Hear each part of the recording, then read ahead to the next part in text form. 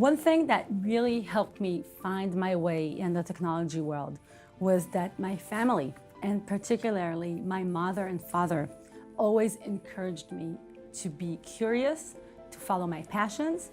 And when they saw that their little daughter was messing around with computer cables, crawling under the table to connect and disconnect stuff, taking apart some of Dad's gadgets and electronics, they did not get upset with me. Actually, they encouraged it and they were proud of me.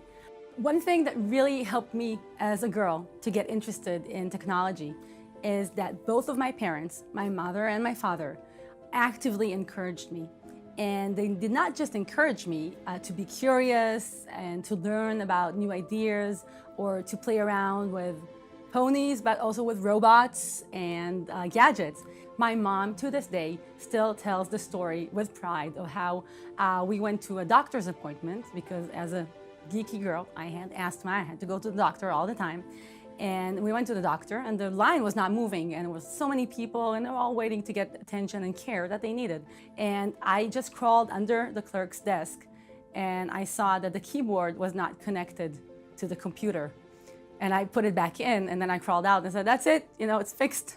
And then they got back to business, started getting people into the doctor. My mom is very proud of me when I do that sort of thing. She's kind of like a hacker herself when she sees me find workarounds, find backdoors, come up with clever and creative ways to use technology to achieve great things.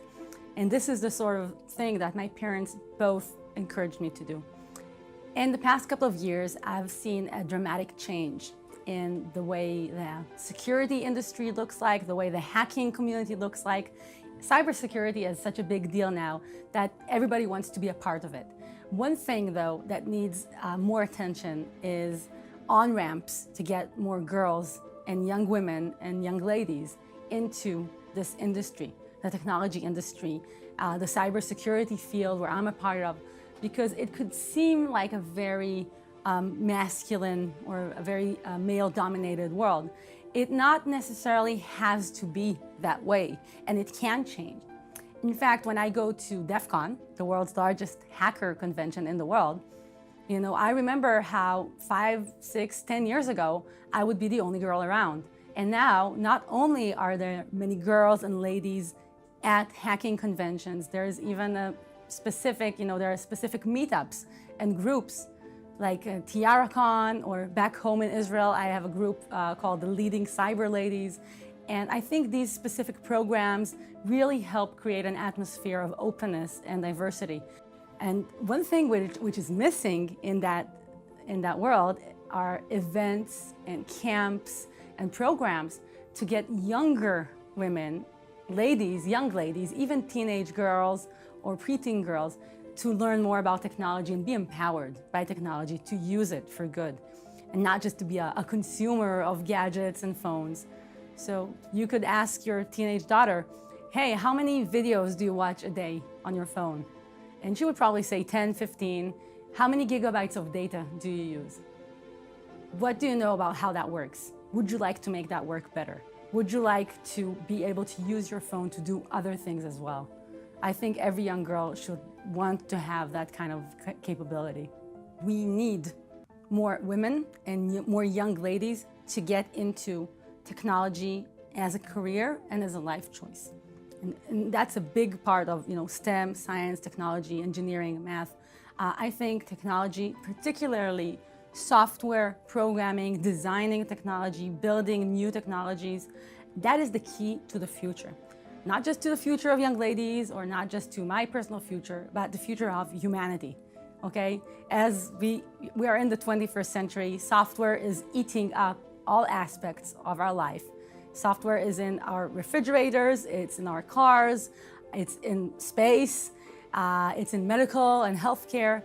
And to be an empowered technology creator, to be a woman that knows what she is capable of doing by creating code or by designing or an architecture for a network environment or by being a hacker and conducting security assessments.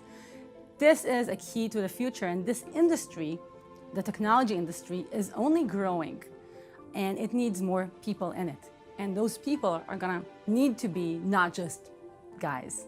Those people are gonna have to come from all walks of life and all genders and all backgrounds, regardless of what access to education they had as kids, what was their personal background, whether their parents knew that they could have a future in that field.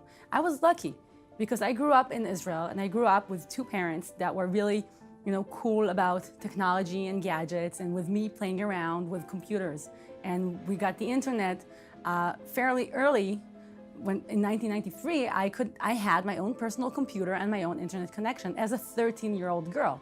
So I could learn from the internet. I learned how to code HTML, and I learned from chat rooms and guides about more aspects of technology. I was able to find that path by myself. Nobody showed it to me.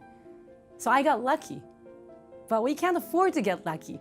We need to create programs and ways for more girls to discover their path so that they could be a part of this really crucial, big part of our future, to be a big part of this industry, so that they could get paid the same as other guys get paid, so that they could have more career opportunities, so that they could stay in a career or in the business world for as long as they want to, that they could have all the options. And to do that, they need to have the fundamental technological capabilities to be there just as one and equal among equals.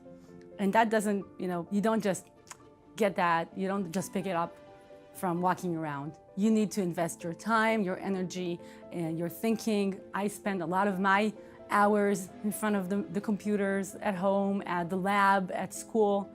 I got lucky growing up in Israel, a country where technology and innovation is a big deal. So we had a robotics lab in my school back in the 90s. I understand that's not the kind of access that every young girl has. Not here in America and maybe not in other parts of the world, but that's the kind of access that we need to give young ladies so that they can be a part of our future.